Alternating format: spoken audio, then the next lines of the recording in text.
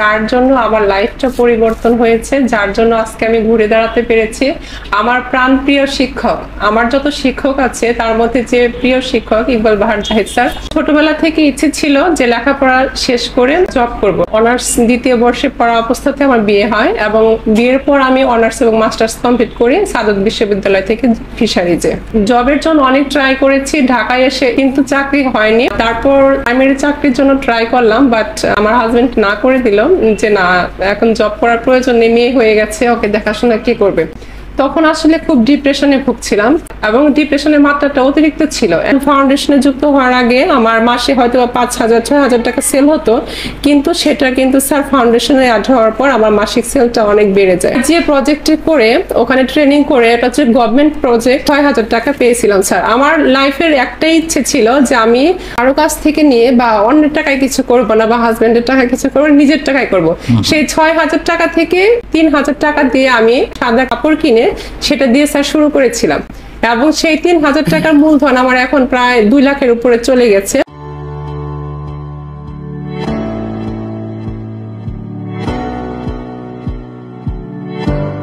আসসালামু আলাইকুম। নিজের বলার মতো একটা গল্পের আজকের আয়োজন থেকে আপনাদেরকে স্বাগত জানাচ্ছি। আমি ইকবাল বাহার। আপনারা জানেন যে ইউটিভি লাইভ থেকে ঘুরে দাঁড়ানোর গল্প নামে এই অনুষ্ঠানটা আমরা সম্প্রচার করে থাকি। সাধারণত আমাদেরই যেসব শিক্ষার্থী, আমাদেরই যেসব উদ্যোক্তা, এই যে আমরা গত 6.5 বছর ধরে তাদেরকে নানানভাবে প্রশিক্ষণ দিয়ে যাচ্ছি, তার মাধ্যমে আসলে তারা কতটুকু পরিবর্তন হয়েছেন, কতটুকু বদলে গেছেন, কতটুকু ঘুরে দাঁড়িয়েছেন একজন উদ্যোক্তা হিসেবে, সেই গল্পটা শেয়ার করার জন্যই এই অনুষ্ঠানটার আয়োজন।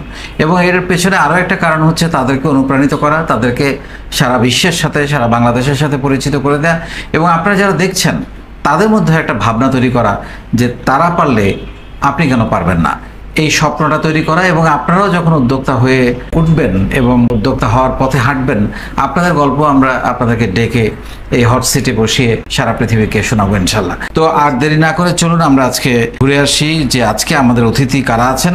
আমাদের সঙ্গে আছেন টাঙ্গাইল থেকে এসছেন রুকসানা খান, আমাদের টাঙ্গাইলের মেয়ে, উনি আমাদের একজন উদ্যোক্তা। স্বাগত জানাচ্ছি আমাদের আজকের অনুষ্ঠানে। শুরুতে রুকসানা, আপনাকে দিয়ে শুরু করতে চাই।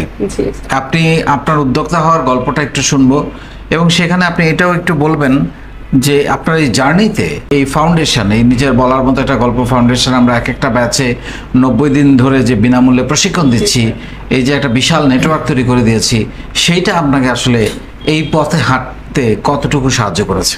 অসংখ্য ধন্যবাদ স্যার। প্রথমে আমি একটা কথা বলছি, সেটা হচ্ছে যে যার জন্য আমার লাইফটা পরিবর্তন হয়েছে, যার জন্য আজকে আমি ঘুরে দাঁড়াতে পেরেছি, আমার প্রাণপ্রিয় শিক্ষক। আমার যত শিক্ষক আছে তার মধ্যে যে প্রিয় শিক্ষক ইকবাল বাহার জাহিদ স্যার, তার সামনে বসে আমি সাক্ষাৎকার দিতে পারছি, আই এম অনার্ড। এর থেকে বড় বেশি কিছু বলার আসলে আমার নেই। তো এটার সবসময় আপনার জন্য স্যার মন থেকে দোয়া করি, আল্লাহ তাআলা আপনাকে আরো দীর্ঘদিন আমাদের মাঝে রাখুক, সুস্থ রাখুক। তো আমি সংক্ষেপে আমার উদ্যোক্তার জার্নিটা শেয়ার করছি। আমার বাবা পেশায় একজন সরকারি কর্মকর্তা ছিলেন সোনালী ব্যাংক লিমিটেডের। আমার হাজবেন্ড একজন সরকারি কর্মকর্তা। ছোটবেলা থেকে ইচ্ছে ছিল যে লেখাপড়া শেষ করে জব করব। আর আমার পরিবারের ম্যাক্সিমাম যারা আছেন, পুরুষ যারা আছেন, তারা সবাই চাকরির সাথে সম্পৃক্ত। আমার ইচ্ছে ছিল, কিন্তু অনার্স দ্বিতীয় বর্ষে পড়া অবস্থাতে আমার বিয়ে হয় এবং বিয়ের পর আমি অনার্স এবং মাস্টার্স কমপ্লিট করি সাদত বিশ্ববিদ্যালয় থেকে ফিশারিজে। সেখান থেকে জবের জন্য অনেক ট্রাই করেছি ঢাকায় এসে। ইভেন এমনও হয়েছে একটা মাসে 4টা-5টা করে এক্সাম আমি দিয়েছি, সে টাঙ্গাইল থেকে এসে। বিয়ের আগেও দিয়েছি, ইন্টারভিউ দিয়েছেন? জি, চাকরির পরীক্ষা, তারপর হচ্ছে স্যার রিটেন, তারপর হচ্ছে ভাইভাও দিয়েছি 2-3টাতে, কিন্তু চাকরি হয়নি। তারপর প্রাইমারি চাকরির জন্য ট্রাই করলাম, বাট আমার হাজবেন্ড না করে দিল যে না, এখন জব করার প্রয়োজন নেই, মেয়ে হয়ে গেছে, ওকে দেখাশোনা কি করবে। তখন আসলে খুব ডিপ্রেশনে ভুগছিলাম এবং ডিপ্রেশনের মাত্রাটা অতিরিক্ত ছিল। একদিকে ছিল যে মেয়েকে লালন পালন, তারপর নিজের কেরিয়ার, আর ওর আগে আমার একটা মিসক্যারেজ হয়েছিল। এটা হচ্ছে আমার লাইফের একটা অ্যাক্সিডেন্ট। তো সব মিলে আসলে স্যার চরম হতাশায় ছিলাম। তো তখন আমি ফেসবুকে তখনকার যে গ্রুপগুলো ছিল সেখানে স্যার সময় কাটাতাম, যে যেখানে শিক্ষামূলক কিছু আছে আমি সেই গ্রুপগুলোতে সময় দিতাম। তো এভাবে দেখতে দেখতে 2021-এর ফেব্রুয়ারিতে আমি ইউটিভি লাইভের একটা ভিডিও দেখি স্যার। আপনার একটা ভিডিও ছিল ঘুরে দাঁড়ানোর গল্পের, ওটা দেখে আমি আমাদের ফাউন্ডেশনে জয়েন করি 2021-এর 12ই ফেব্রুয়ারি সম্ভবত। তো তার 1 বছর আমি আপনার প্রত্যেকটা ভিডিও স্যার দেখেছি। আমি যখন অবসর সময় পেতাম আমার মেয়েটাকে ঘুম পাড়িয়ে রেখে স্যার আমি চেষ্টা করতাম মানে ভিডিওগুলো দেখার জন্য। তখনও ভাবিনি যে বিজনেস করব বা উদ্যোক্তা হব।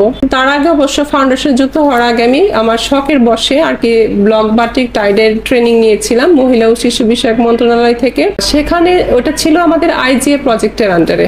তো 3 মাসের ট্রেনিং নেওয়ার পর তারপর আমি বিজনেস শুরু করি স্যার সিরিয়াসলি 2021-এর লাস্টের দিকে আর কি।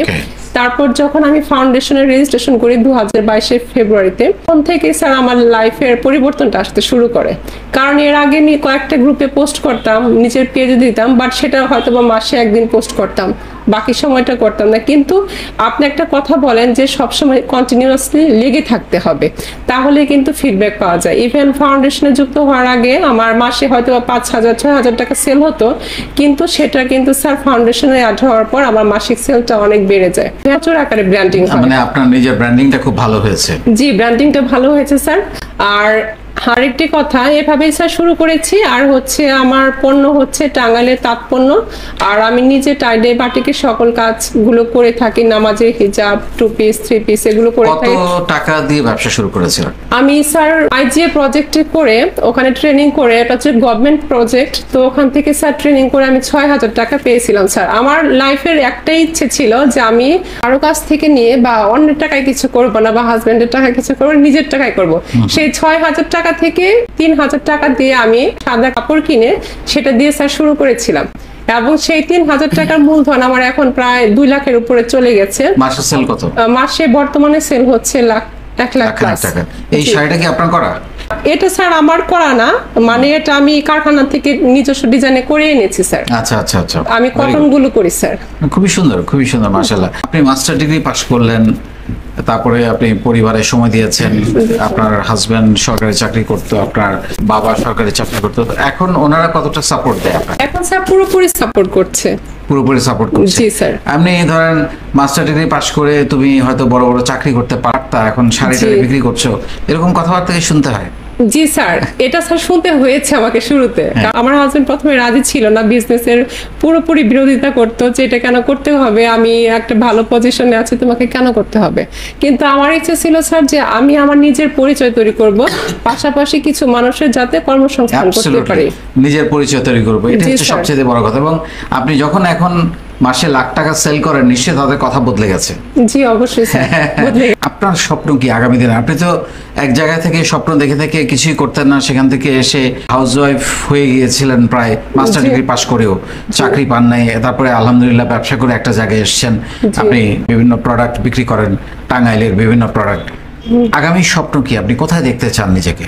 আগামী স্বপ্ন হচ্ছে যে প্রথমত আমার প্রতিষ্ঠান আরকে বুটিক্সকে সারা বাংলাদেশের এবং আমাদের ফাউন্ডেশনের যে অন্যান্য দেশের শাখাগুলো আছে সবাই এক নামে চিনবে। আমার ইচ্ছা আছে যে আমার প্রতিষ্ঠান একটা ব্র্যান্ড হবে। বর্তমানে আমার প্রতিষ্ঠানে 4-5 জন কাজ করছে, যারা আমি টাইডের যে কাজগুলো করি এটা অনেক লেন্থি একটা প্রসেস। কারণ হচ্ছে যে দেখা যায় কাপড় ড্রয়িং করতে হয়, তারপর হচ্ছে সেলাই করতে হয়, তারপর ডাইং করতে হয়, তারপর আয়রন করতে হয়, এখানে অনেকগুলো প্রসেসিং আছে আর কি। আমি চাচ্ছি যে এখন 4-5 জন কাজ করছে, আরো বেশি মানুষের কর্মসংস্থান করতে চায়। আর বিশেষ করে স্যার আমার যারা কাজ করছে আমার কাছে তারা সবাই ছাত্রী, তারা সবাই অনার্স পড়ছে, ডিগ্রিতে পড়ছে। কারণ হচ্ছে তারা একটু অসচ্ছল, আমি দেখে দেখে সবসময় চেষ্টা করি যাদের কাজটা প্রয়োজন তাদেরকে কাজটা দেওয়ার জন্য, যাতে তারা একটু আর্থিকভাবে সহযোগিতা পায়, প্লাস তাদের আর কি সাপোর্ট হয়, এই চেষ্টাটা করি। আপনি যে মানে আমি অন্য মেয়েদেরকে বলার জন্য এটা বলছি, আপনি যে মাসে 1 লাখ টাকা সেল করেন প্রায়, এই জায়গাটায় পৌঁছানোর জন্য অন্য আরেকজন যদি আপনার মতো করতে চায় তাহলে তার কি করা উচিত?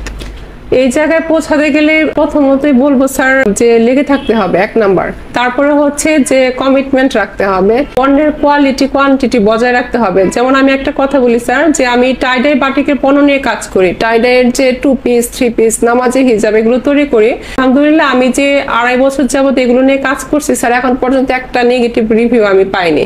কারণ সব সময় আমি চেষ্টা করি বেক্সি ফেব্রিক্স ব্যবহার করার জন্য, তারপরে যে কালারটা ব্যবহার করি এগুলো রং কষ কিচ্ছু ওঠে না। এই কারণে ইভেন আমি স্যার এই মাসে প্রায় 30,000 টাকা শুধুমাত্র নামাজের হিজাবই স্যার সেল করেছি। এই মাস তো শেষই হয়নি, শুধুমাত্র নামাজের হিজাব সেল করেছি 30,000 টাকার মতো। তো আরো শাড়ি টাড়ি সেল করেছি, দেখা যাবে যে লাখ কি পেরিয়ে যাবে স্যার ইনশাআল্লাহ। আপনার স্বপ্ন পূরণ হোক এবং আপনি একদিন 1 লাখ কেন 10 লাখ 20 লাখ এবং কোটি টাকা সেল করেন, আমরা সেই জায়গায় আপনাকে দেখতে চাই জি, ইনশাআল্লাহ। স্যার। আর আজকের পরে তো আপনার সেল আরো অনেক বেড়ে যাবে, কারণ আজকে আরো বেশি মানুষ আপনাদের দুজনকে চিনতে পারছে। লাস্ট 30 সেকেন্ডে আপনার মনের কোনো কথা, এনিথিং আপনি স্বাধীনভাবে বলতে পারেন। মনের কথা আমি নতুনদের উদ্দেশ্যে স্যার বলবো প্রথমে যে আপনারা যারা নতুন যুক্ত হবেন আমাদের ফাউন্ডেশনে, আমাদের প্রিয় মেন্টরের যে সেশনগুলো আছে এগুলো পড়বেন। তারপর হচ্ছে সবচেয়ে বড় কথা হচ্ছে যে শুধুমাত্র যে একজন উদ্যোক্তা হওয়ার জন্য এই শিক্ষাগুলো দরকার তা কিন্তু নয়। এগুলো করে কিন্তু আমরা আমাদের বিজনেস ছাড়াও চাকরি জীবন, সামাজিক জীবনে কিন্তু অনেক বড় একটা প্রভাব ফেলছে। বিশেষ করে স্যার আপনার যে কথা বলার জড়তা কাটানোর ভিডিও সেশনটা আছে স্যার, এটা আমার কাছে স্যার খুবই ভালো লাগে। কারণ হচ্ছে যে কথা বলাটা কিন্তু স্যার আমাদের সকল ক্ষেত্রে কাজে লাগে, যে কোনো একটা প্রোগ্রামে লাগে, তারপরে হচ্ছে একটা ঘরোয়া পার্টি হোক বা প্রোগ্রাম হোক সেখানেও স্যার লাগে। তো এইগুলো যদি আমরা নিজেদেরকে রপ্ত করতে পারি তাহলে মনে হয় নিজেদের পরিবর্তন করা সম্ভব। আর আরেকটি কথা যে আমি আপনার সব সেশনগুলো বা সব স্লোগানগুলোর কথা বলবো না, যে স্লোগানটা আমার লাইফে কাজে লেগেছে যে স্বপ্ন দেখুন, সাহস করুন, শুরু করুন এবং লেগে থাকুন, এই একটা স্লোগানের মাধ্যমে স্যার আমি রোকসানা একজন হোম মেকার ছিলাম, সেখান থেকে আমাকে মোটামুটি এখন 64 জেলার মানুষরা চিনছে এবং বিশ্বের অন্যান্য দেশের মানুষরা চিনছে, তারা আমার কাছ থেকে প্রোডাক্ট পারচেজ করছে। তো এটাই হচ্ছে আমার পরিবর্তন। এটা শুধুমাত্র স্যার লেগেছিলাম বিধায় সম্ভব হয়েছে। আর আমি স্যার আমার শুরুর দিকের একটা কথা শেয়ার করি, এমনও হয়েছে স্যার আমার হাজবেন্ড এগুলো পছন্দ করতো না, বাটিকের কাজ করা এ করা। সে অফিসে চলে যাওয়ার পর আমি কাজ করতাম, আবার রাতে সে যখন ঘুমিয়ে যেত তারপর আমি বসে বসে সে রুমে গিয়ে কাজ করতাম। এভাবে অনেকে আমাকে বলে যে তুমি বোধহয় বাসায় রান্না বান্না করো না, হোটেল থেকে কিনে এসে খাও। তা কিন্তু না স্যার, আমার বাসায় স্যার কোনো কাজের লোক নেই, আমি সব কাজ স্যার একা করি।